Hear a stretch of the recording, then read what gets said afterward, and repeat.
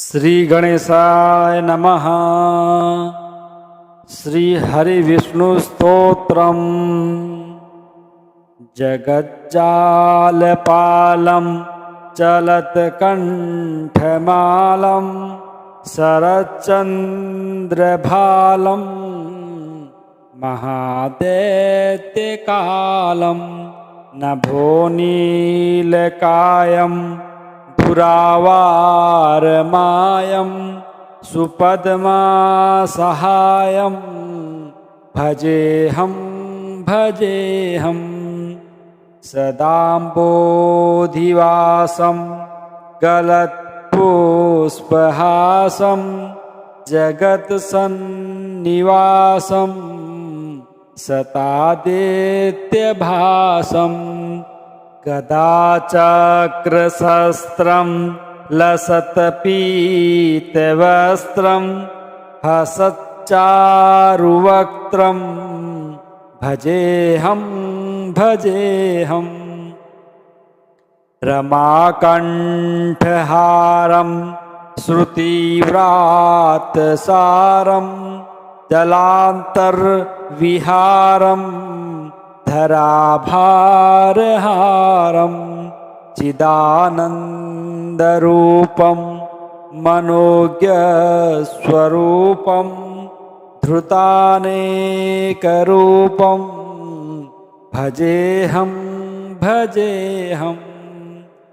जराजन्महीनं परानन्दपीनं समाधानलीनं सदैवानवीनं जगज्जन्महेतुं सुरानीककेतुं त्रिलोकैकसेतुं भजेऽहं कृताम्नायगानं खगाधीशयानं विमुक्तेर्निदानं हरारातिमानं स्वभक्तानुकूलं जगद्वृक्षमूलं निरस्तार्थशूलं भजेऽहं समस्तामरेशं द्रेफाभकेशं जगद्विम्बलेशं हृदाकाशदेशं सदा देव्यतेऽहं विमुक्ताखिलेऽहं सुवैकुण्ठगेऽहं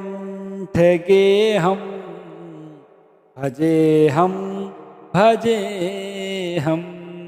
सुरालीबलिष्ठं त्रिलोकीवरिष्ठं गुरूणां गरिष्ठं स्वरूपैकनिष्ठं सदा युद्धधीरं महावीरवीरं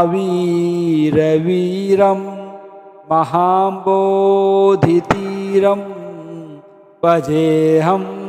भजेऽहं रमावामभागं तलानग्रनागं कृताधीनयागं गतारागरागं मुनीन्द्रैः सुगीतं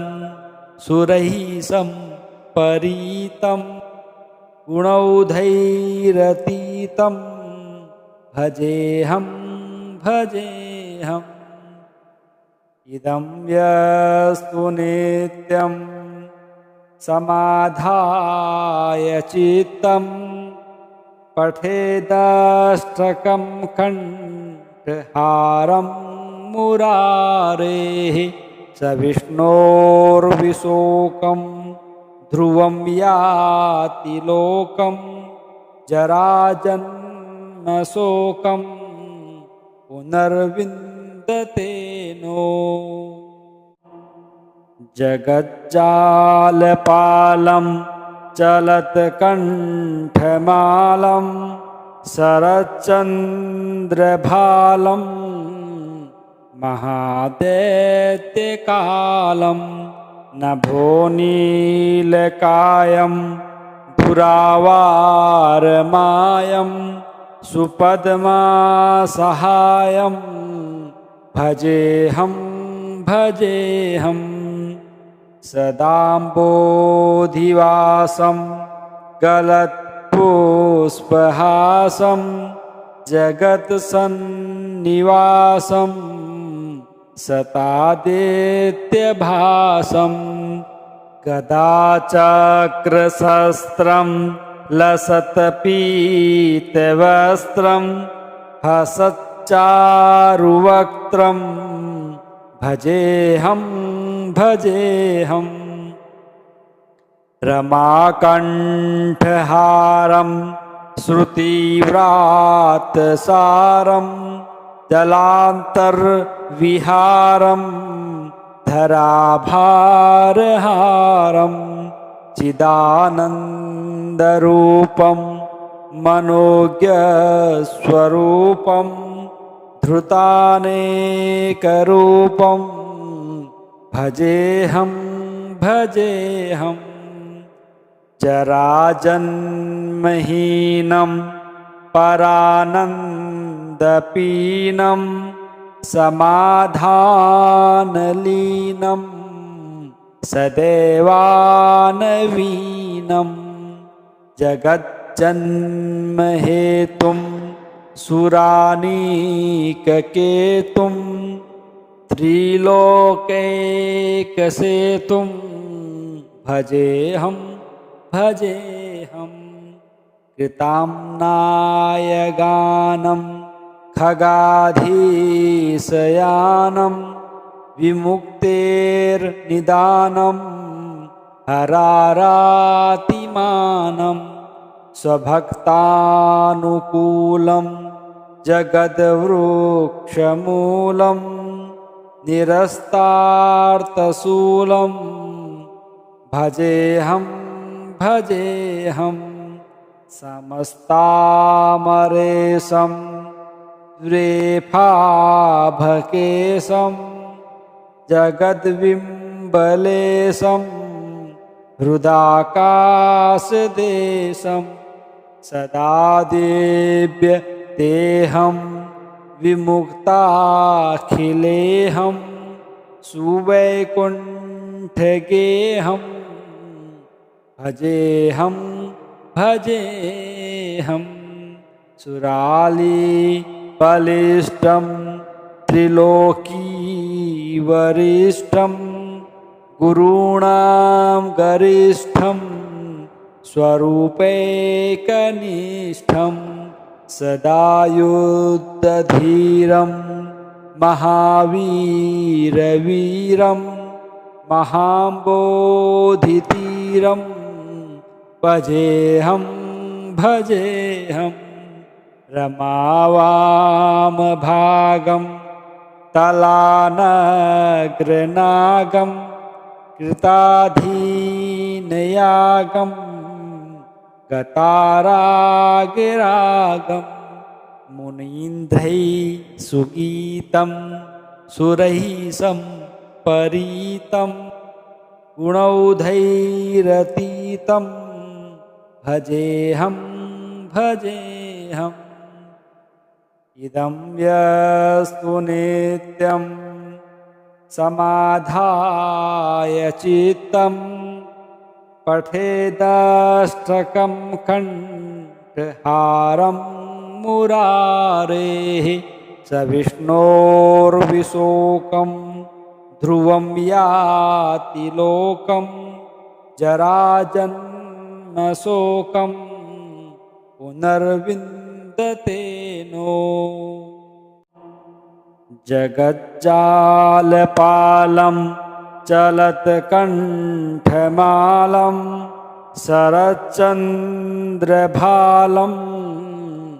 महादैत्यकालं नभोनीलकायं दुरावारमायं सुपद्मासहायं भजेऽहं भजेऽहं सदाम्बोधिवासं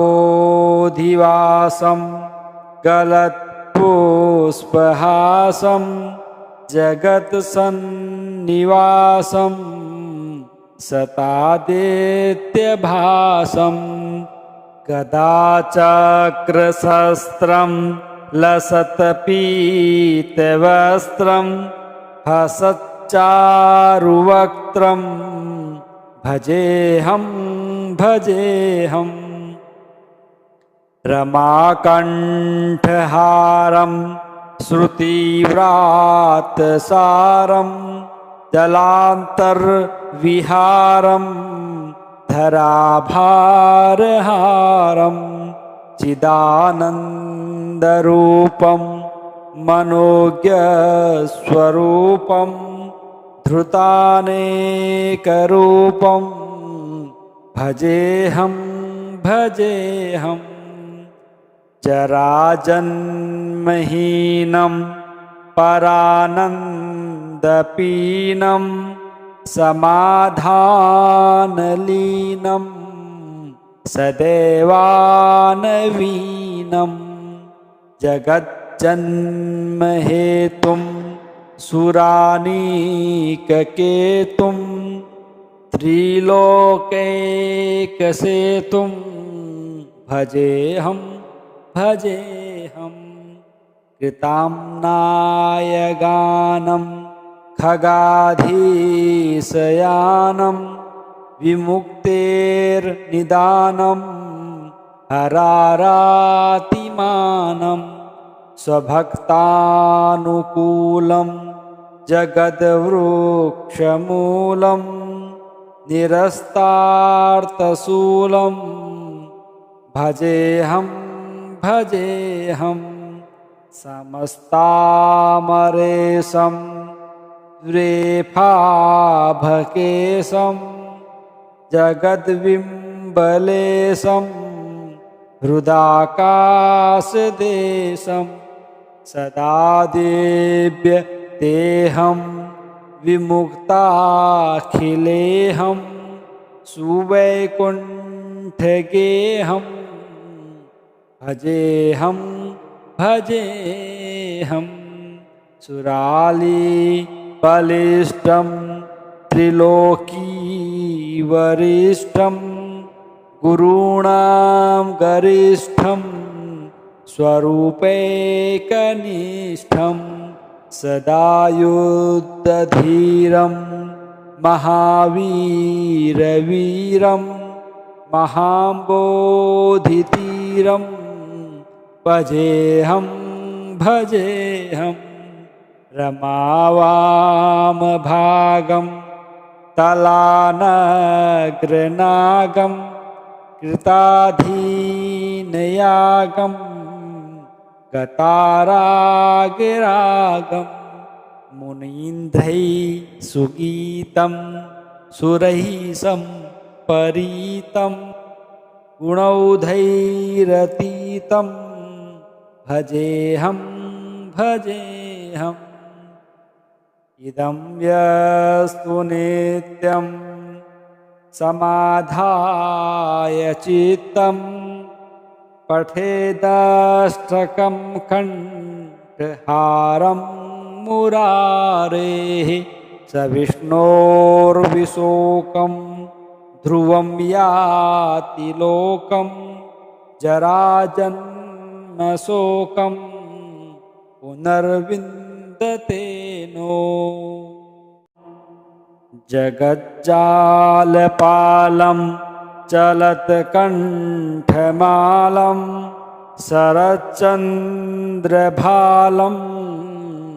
महादैत्यकालं नभोनीलकायं दुरावारमायं सुपद्मासहायं भजेऽहं भजेऽहं सदाम्बोधिवासं गलत्पुष्पहासं जगत्सन्निवासं सतादित्यभासं गदाचक्रशस्त्रं लसत्पीतवस्त्रं हसच्चारुवक्त्रं भजेऽहं भजेऽहम् रमाकण्ठहारं श्रुतिव्रातसारं जलान्तर्विहारं धराभारहारं चिदानन्दरूपं मनोज्ञस्वरूपं धृतानेकरूपं भजेऽहं भजेऽहम् जराजन्महीनं परानन्दपीनं समाधानलीनं सदैवानवीनं जगज्जन्महेतुं सुरानीककेतुं त्रिलोकैकसेतुं भजेऽहं भजेऽहं कृताम्नायगानं खगाधीशयानं विमुक्तेर्निदानं हरारातिमानं स्वभक्तानुकूलं जगद्वृक्षमूलं निरस्तार्थशूलं भजेऽहं भजेऽहं समस्तामरेशं द्रेफाभकेशं जगद्विम्बलेशं हृदाकाशदेशं सदा देव्यतेऽहं विमुक्ताखिलेऽहं सुवैकुण्ठगेऽहं भजेऽहं भजेऽहं सुरालीबलिष्ठं त्रिलोकीवरिष्ठं गुरूणां गरिष्ठं स्वरूपैकनिष्ठं सदा युद्धधीरं महावीरवीरं महाम्बोधितीरं भजेऽहं भजेऽहं रमावामभागं तलानग्रनागं कृताधीनयागं गतारागिरागं मुनीन्द्रैः सुगीतं सुरैः सम्परीतं गुणौघैरतीतं भजेऽहं भजेऽहम् इदं यस्तु नित्यं समाधाय चित्तं पठेदष्टकं कण्ठहारं मुरारेः स विष्णोर्विशोकं ध्रुवं याति लोकं जराजन्मशोकं पुनर्विन्दते नो जगज्जालपालं चलत्कण्ठमालं शरच्चन्द्रभालं महादैत्यकालं नभोनीलकायं दुरावारमायं सुपद्मासहायं भजेऽहं भजेऽहं सदाम्बोधिवासं गलत्पुष्पहासं जगत्सन्निवासं सतादित्यभासं गदाचक्रशस्त्रं लसत्पीतवस्त्रं हसच्चारुवक्त्रं भजेऽहं भजेऽहं रमाकण्ठहारं श्रुतिव्रातसारं जलान्तर्विहारं धराभारहारं चिदानन्दरूपं मनोज्ञस्वरूपं धृतानेकरूपं भजेऽहं भजेऽहम् जराजन्महीनं परानन्दपीनं समाधानलीनं सदैवानवीनं जगज्जन्महेतुं सुरानीककेतुं त्रिलोकैकसेतुं भजेऽहं भजेऽहम् कृताम्नायगानं खगाधीशयानं विमुक्तेर्निदानं हरारातिमानं स्वभक्तानुकूलं जगद्वृक्षमूलं निरस्तार्थशूलं भजेऽहं भजेऽहं समस्तामरेशं द्रेफाभकेशं जगद्विम्बलेशं हृदाकाशदेशं सदा देव्यतेऽहं विमुक्ताखिलेऽहं सुवैकुण्ठगेऽहं भजेऽहं भजेऽहं सुरालीबलिष्ठं त्रिलोकीवरिष्ठं गुरूणां गरिष्ठं स्वरूपैकनिष्ठं सदा युद्धधीरं महावीरवीरं महाम्बोधितीरं भजेऽहं भजेऽहं रमावामभागं तलानग्रनागं कृताधीनयागं गतारागिरागं मुनीन्द्रैः सुगीतं सुरैः सम्परीतं गुणौघैरतीतं भजेऽहं भजेऽहम् इदं यस्तु नित्यं समाधाय चित्तं पठेदष्टकं कण्ठहारं मुरारेः स विष्णोर्विशोकं ध्रुवं याति लोकं जराजन्मशोकं पुनर्विन्दते नो